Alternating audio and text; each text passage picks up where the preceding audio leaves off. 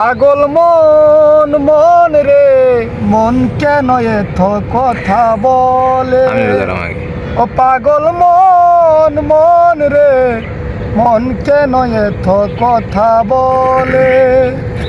আমি বাকে আমার মনটা বাকে আজও পারলাম না নুরুল ইসলাম ভাই মনকে চিনিতে পাগল মন রে মন কেন এত কথা বলে ও পাগল মন মন রে মন কেন এত কথা বলে আমি বাকে আমার মনটা বাকে আজও পারলাম না শ্যামল না মনকে চিনিতে পাগল মন রে